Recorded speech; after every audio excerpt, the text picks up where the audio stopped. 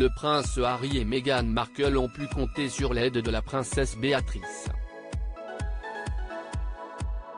Elle leur a donné la permission de filmer à Windsor. Les Sussex ont dévoilé l'intérieur de Nottingham Cottage, où ils ont longtemps résidé.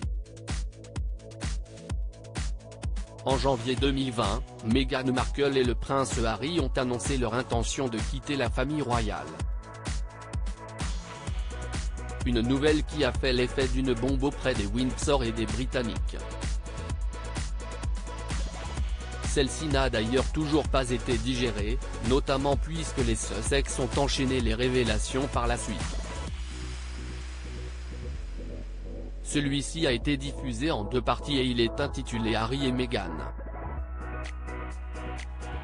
Meghan Markle et le prince Harry ont été transparents concernant leur quotidien et ce sont des images inédites qui ont été diffusées.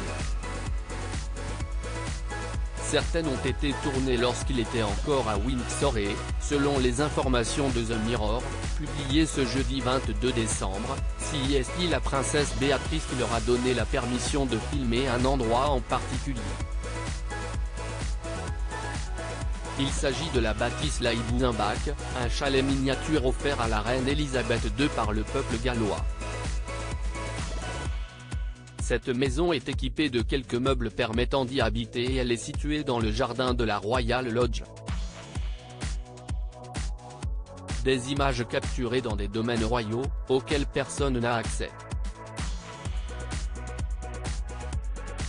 Ainsi, les Sussex ont dû demander la permission avant de faire venir les caméras de Netflix. Ce sont des endroits encore inconnus que les téléspectateurs ont pu découvrir dans la première partie du documentaire. Un rêve qui n'est pas un ? Dans ce documentaire, le prince Harry et Meghan Markle ont dévoilé les coulisses de leur vie à Windsor. Le Nottingham Cottage, dans le parc du palais de Kensington, était la première maison du couple et ce sont des images très inattendues qui ont été montées. S'il est doté de 2 chambres et d'une superficie de plus de 120 mètres carrés, le Nottingham Cottage est en réalité très petit, beaucoup plus que d'autres résidences royales. Pour les gens, nous visons un palais. En réalité, nous vivions dans un cottage. Sur le terrain du palais, a expliqué le prince Harry. Le palais de Kensington a l'air très royal, bien sûr, le mot palais est dans son nom mais Nottingham Cottage est en réalité très petit, a poursuivi l'époux de Meghan Markle avant de préciser, le tout était vraiment petit sur une légère pente avec des plafonds bas. Une situation compliquée pour le duc de Sussex qui était donc obligé de s'abaisser lorsqu'il entrait dans une pièce. La personne qui vivait ici avant devait être très petite, s'était amusé le duc de Sussex. Une période que Meghan Markle et le prince Harry n'ont jamais oubliée.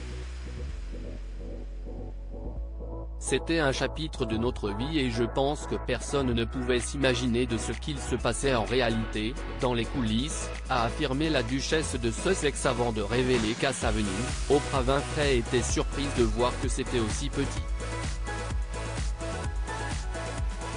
Meghan Markle et le prince Harry, vont-ils assister au couronnement de Charles III ? Depuis qu'ils ont quitté la famille royale, les relations sont très tendues entre le prince Harry, Meghan Markle et les Windsor. Ainsi, leur présence au couronnement de Charles III est-elle compromise ? Le 17 décembre dernier, une source proche du couple s'est confiée dans les colonnes du Daily Mail et a fait quelques révélations. Ils veulent que la famille royale prenne ses responsabilités et assume la douleur et les dommages qu'ils ont infligés au couple, a-t-elle expliqué. Ainsi, les Sussex aimeraient pouvoir s'entretenir avec les membres de la famille royale avant le couronnement de Charles III, en mai 2023. Pour rappel, celui-ci va se dérouler le jour de l'anniversaire d'Archie. Leur demande va-t-elle être acceptée? Des excuses vont-elles être présentées?